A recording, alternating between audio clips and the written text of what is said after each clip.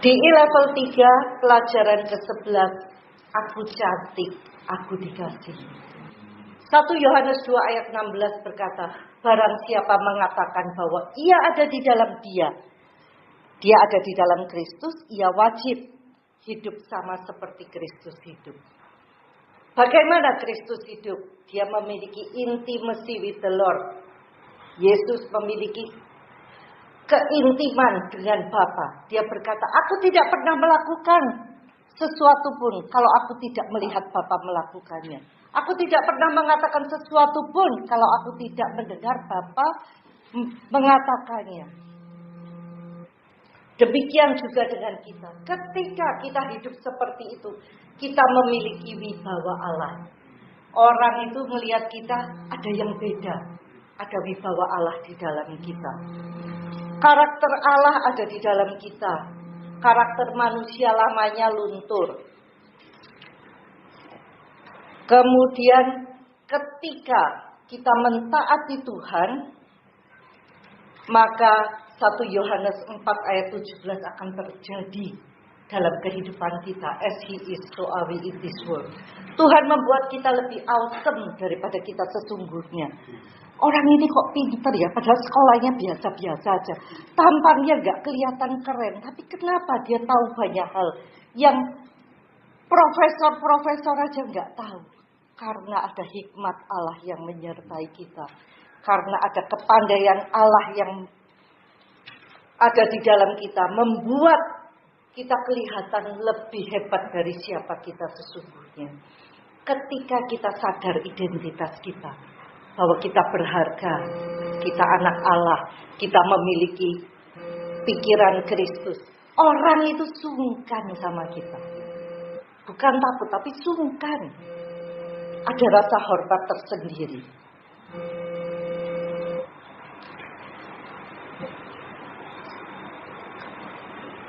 Kitalah yang mengajari orang cara memperlakukan kita.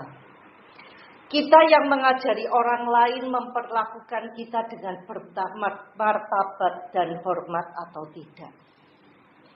Ini berarti kita bertanggung jawab atas penganiayaan, bully, pelecehan yang dilakukan orang lain kepada kita. Kita membentuk perilaku orang lain saat kita mengizinkan mereka memperlakukan kita dan saat kita melarang mereka melakukannya. Ketika orang itu nggak pede, dia diperlakukan semena-mena pun nggak berani jawab, takut dan sebagainya. Itulah sebabnya dia dianiaya orang. Tetapi ketika kita sadar identitas kita di dalam Kristus, orang akan melihat wibawa Allah di dalam kita. Orang itu sungkan kok. Gak usah ngomong. Ada orang mau ngomong yang gak oke. Gak usah dibalas, kita diam. Ngeliat aja dia sudah keder dulu. Betul gak? Karena ada wibawa Allah di dalam kita. Itu yang mesti kita bangun. Kadang-kala orang itu, sadar gak ada orang-orang yang, orang ini sebetulnya kalau dilihat itu satu persatu hidung, mancung amat-amat juga enggak.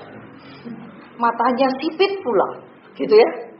Kayaknya biasa semua, tapi entah bagaimana kelihatan menarik, menyenangkan. Bahkan tidak sedikit orang yang, udahlah aku pilih belanja sama dia daripada sama yang lain. Karena orang Jawa bilang, demenake, menyenangkan. Itu semua karena karakter Allah yang ada di dalam kita. Jadi sebetulnya cantik atau enggak cantik itu kan relatif. Nah, Filemon 1 ayat 6 itu berkata, supaya penyampaian imanmu dapat menjadi efektif dengan mengakui segala kebaikan yang ada padamu di dalam Kristus Yesus. Ketika kita mengakui Tuhan, aku memiliki pikiran Kristus. Aku memiliki perkataan Kristus, aku memiliki wibawa Kristus. Setiap orang yang lihat aku, mereka melihat Kristus di dalam aku. Katakan begitu. Tuhan, aku cantik, gak usah sungkan ngomong begitu. Why not di depan kaca sendirian? Kenapa gak bilang, Tuhan aku cantik, aku spesial. Setiap orang yang ketemu aku, mereka akan merasakan ada Kristus di dalam aku. Sesungguhnya kita yang mengajari orang itu bagaimana memperlakukan kita dan bagaimana pendapatnya kepada kita. Saya ingat sekali kalau lagi ngomong ini, ingat Pak Dolphy. Pak Dolphy itu paling hobi ngatain ganteng seperti Pak Dolphy. Padahal ganteng apa enggak ya tergantung, itu relatif. Tetapi anehnya, dia kan senang sekali tuh kalau di mimbar itu bolak-balik ganteng seperti saya kan. Lalu ibu-ibu itu, enggak cuma ibu-ibu, bapak-bapak juga mulai ngomong, iya ganteng seperti Pak Dolphy. Akhirnya saya belajar. Dia mengajari orang bagaimana menyebut dia itu ganteng.